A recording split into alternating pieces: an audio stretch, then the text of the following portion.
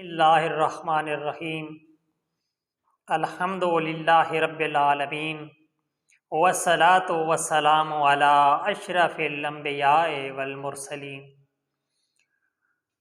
तमाम हम्दो सना उस ज़ाते अहद के लिए है जो हर हम्द के लायक है, और तमाम दरूद व सलाम उन हस्तियों पर जिनके सदक़े में कायनात को खल्क़ किया गया। अस्सलामु अलैकुम मोहतरम नाजरीन, हकीम जौहर अब्बास आज फिर एक नई वीडियो के साथ, एक नए नुस्खे के साथ आपकी खिदमत में हाजिर है। मोहतरम सामीन, जैसा कि आपको मालूम है कि मैं ख़ानदानी हकीम हूँ और हमेशा मुजर्रब और आज़मूदा नुस्खे आप तक पहुँचाता हूँ, और आपसे गुजारिश है कि आप हमारे चैनल को सब्सक्राइब करें, हमारी वीडियोस को लाइक किया करें। अगर कोई सवाल है तो कमेंट में आप हमसे पूछ सकते हैं। वैसे भी हमारा नंबर चैनल पर मौजूद है, आप हमसे कॉल पर भी बात कर सकते हैं।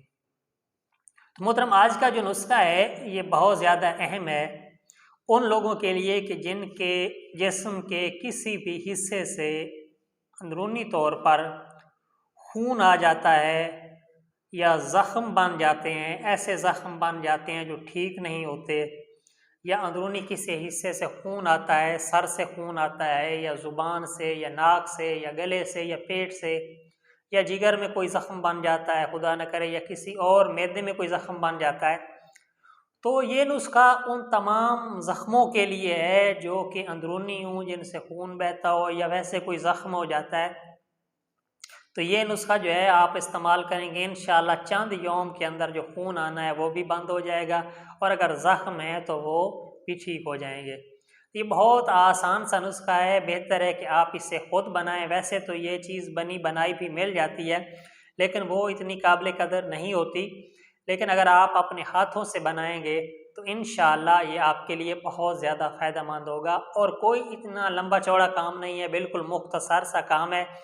बस आपने जो है मैं बता रहा हूँ उसको अच्छे तरीके से सुन लें, और आप खुद घर पे ये तैयार कर सकते हैं। और वैसे प्रैक्टिकली इस नुस्खे की जो वीडियो है मैं आपको दिखाऊंगा भी अगली वीडियो में कि इसे प्रैक्टिकली बनाया किस तरह जाता है, किस तरह इसे बनाना है, तरीक़ाकार भी वो आपको मैं दिखाऊंगा कि इस तरह इसे आग देनी है, इस तरह इसे कपड़वट्टी करनी है, इस तरह इसे लपेटना है, कितने नुक्दे में इसे रखना है, वो सारा का सारा मैं आपको नेक्स्ट वीडियो में इंशाल्लाह ज़रूर बताऊंगा। तो मैं आपको बता रहा हूँ कि संग जराह के बारे में। संग जराह एक पत्थर होता है, बेज़रर है बिल्कुल। ये जहाँ से मिट्टी निकलती है वहाँ से ये गिल इरमनी के साथ ये भी साथ साथ निकलता है। तो ये पत्थर आमतौर पर पंसार से बड़ा सस्ते दामों में ये मिल जाता है। आपने 5 तोले ले लेना है, एक टुकड़ा इसका 5 तोले का लेकर इसे 1 किलो धनिया का, जो सब्ज़ धनिया होती हैं उनका नुकदा बना लेना है। आपने उनको कूट के उनका नुकदा बनाना है, उनका पानी नहीं निकालना। 1 किलो नुकदे में ये आपने 5 तोले जो है संग जरा उसमें रख के उसे इस तरह लपेट कर गोला बना लेना है। उसके ऊपर आपने पटसन जो है किसी कदर पटसन लपेट के उसके ऊपर आपने कोई धागा जो है वो मार देना है। धागा मारने के बाद उसके ऊपर आपने जो मिट्टी का लेप है वो थोड़ा थोड़ा आपने तकरीबन आधा इंच या उससे भी थोड़ा कम जो है उसके ऊपर थोड़ी थोड़ी मिट्टी चढ़ा दें, सारी बिल्कुल उसको एक गोले की शक्ल दे दें। मिट्टी का गोला बना के आप उसे रख लें। धूप पे रखेंगे तो वो खुश्क हो जाएगा। जब वो खुश्क हो जाए तो आपने 7 सेर ओपले लेने हैं। ओपले खुश्क आपने लेने हैं 7 सेर, यानी 7 किलो ले लें। वो लेके आपने तोल के उनके दरमियान ऊपर भी ओपले रखने हैं, नीचे भी ओपले रखने हैं, साइडों पे भी ओपले रखने हैं। रख के वो गोला जो आपने संजरा का बनाया वो उसके दरमियान रख देना है और उसे आग लगा देनी है। जब आप लगाएंगे उसे आग, तो वो जब ठंडी हो जाए, बिल्कुल राख भी जब ठंडी हो जाए तो वो गोला उसमें से आपने निकाल लेना है। निकालने के बाद उसे थोड़ी देर छोड़ दें ताकि वो ठंडा हो जाए। जब ठंडा हो जाए तो किसी चीज़ से आप उसे आहिस्ता से उसको तोड़ दें। तोड़ने के बाद वो जो आपने उसमें संजरा का टुकड़ा रखा था वो बिल्कुल भुरभुरी हालत में होगा। वो आप उठा लें। उठा के वो जो धनिया जो बाकी सामान है वो सब राख बन चुका होगा, वो आपने फेंक देना है। संग जला का जो कुश्ता है वो आपने उठा लेना है, वो जो टुकड़ा, उसे किसी चीज़ में डाल के, आपने खरल में डाल के उसे अच्छी तरीके से बारीक कर लेना है, बिल्कुल पाउडर कर लेना है। पाउडर करने के बाद अब इसके बराबर आपने इसमें गिल इरमनी जो है वो बारीक करके इसमें शामिल कर देनी है। गिल इरमनी एक मिट्टी होती है, वो भी संग जला के साथ निकलती है ज़मीन से, वो आपने इसमें शामिल कर देनी है। तो दोनों को बराबर पीस के मिक्स करके आपने महफूज करके रख लेना है। आपका ये नुस्खा तैयार है।